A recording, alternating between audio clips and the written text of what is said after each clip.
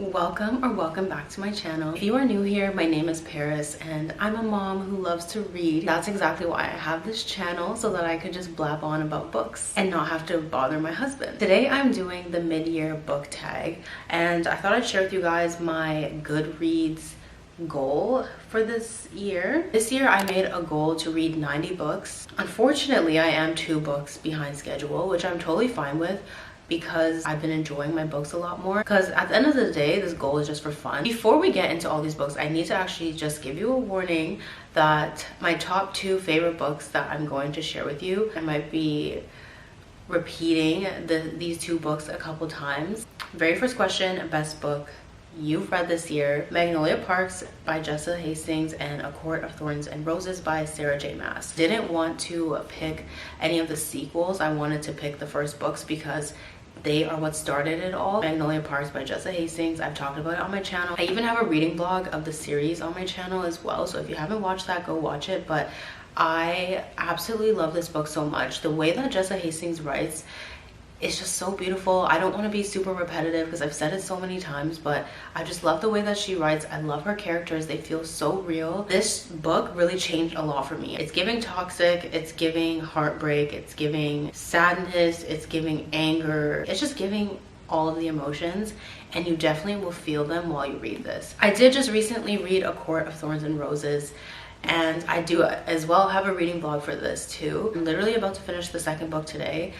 But I will say that this is probably going to be a top favorite series for me, just simply based off this book. I knew I was going to feel that way, but now reading the second one, I'm like, it's pretty much solidified that this series is a top favorite for me. I really want to read more fantasy after reading this book, and I have read a couple of fantasy books, but in my adulthood, I wasn't really reading fantasy. I would also reread these books too. I'm probably going to have more than one book in each category because it's really hard to choose just one book. Best sequel that I've read this year: Daisy Hates 2, I feel like really redeemed itself. First Daisy Hates, I didn't enjoy that much. It's the only one in the series that I gave 4-star instead of 5. However, this one, it took my breath away. This book should have been named Julian Hates, because that man, his back must be hurting. He carried this entire book on his back. New release that you haven't read yet, but you want to. I absolutely want to read Fourth Wing by Rebecca Yarros. Everyone's talking about this book. I definitely want to read it sometime this summer, but I just really want to read it and see what the hype is about. I have Yours Truly by Abby Jimenez as well. I've heard so many good things about it. However, I've never read any of Abby Jimenez's books yet.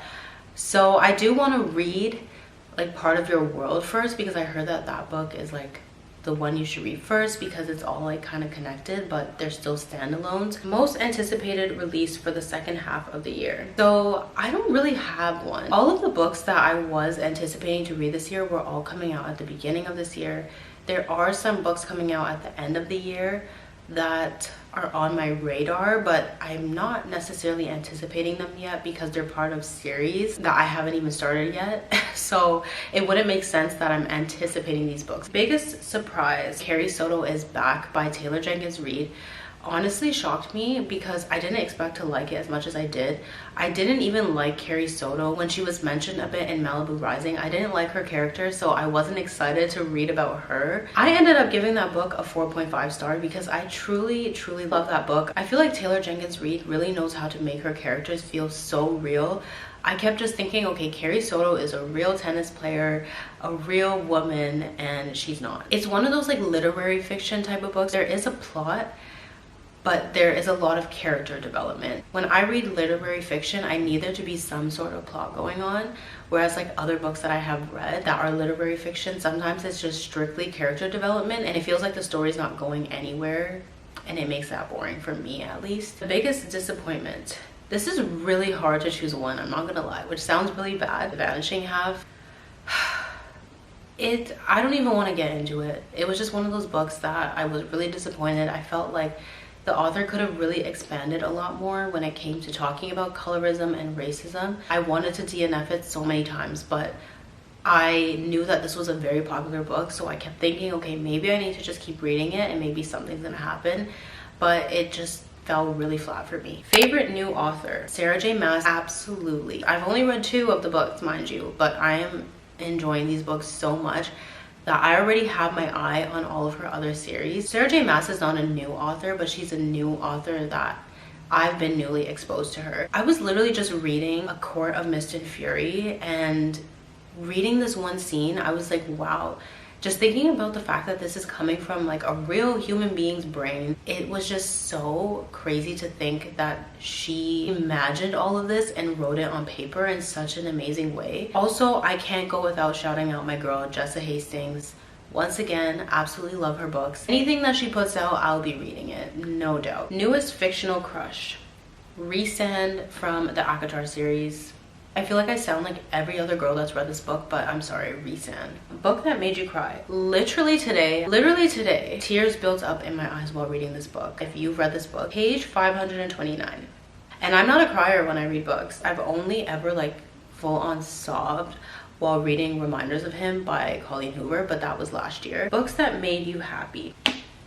Happy Place by Emily Henry. It has everything to do with the message of this book. There's so much in this book about adulthood and, you know, what it's like growing up. As an adult, you're still growing, you're still learning things, you're still learning who you are. It's okay to outgrow a job or friends or just the life that you're living. Friends sometimes are going through different things, different experiences in life, different stages in life. That is okay. So honestly, I loved the message behind this book because it was just so real, and it's real life things that we experience as adults. When I was done reading it, I literally had a smile on my face. The most beautiful book you've bought this year. I'm gonna say based off the look, I'm assuming most beautiful book I bought this year. I've come to realize that I'm a big fan of pink and purple books. So I did want to pick out A Court of Wings and Ruin, which most likely is going to be my next read. Once I started reading ACOTAR, pretty much my entire TBR for this month was wiped out because I'm having a hard time leaving this world and reading other books. I just find the color so pretty, nothing else. It's simply the color. And then I do have another one, The Ballad of Never After by Stephanie Garber.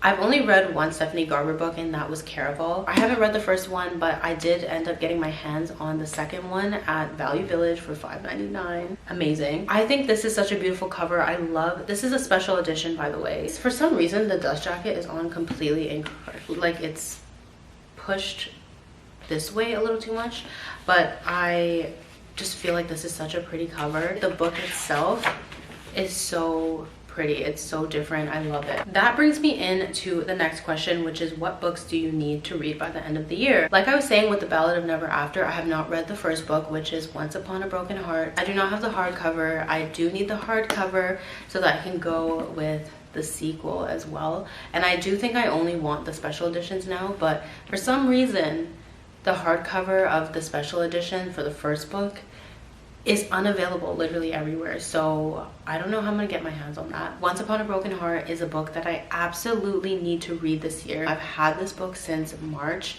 and time is ticking. This is very, very high on my radar. I do have one other book that I want to absolutely read by the end of the year, which is Redeeming Love by Francine Rivers, and that book is actually inspired by the book of Hosea in the Bible. It's a historical Christian romance, so I definitely want to read that. I've heard amazing things about it and it sounds really interesting. Those are all of the books that really stood out to me and the ones that disappointed me as well. I'm having a really good reading year. April changed it all for me. Once I got past those first 3 months, things started to really look up in April, and I've really been reading amazing books. Of course, I do have the odd book that I'm not enjoying as much. However, for the most part, I've been enjoying my books a lot. Hopefully, I continue having amazing 5-star reads because I'm on a roll with the 5 stars. I'm on a roll with the good books. Thank you guys so much for watching. If you like this video, please give it a like. And if you are not subscribed, please subscribe. I will see you guys in the next one.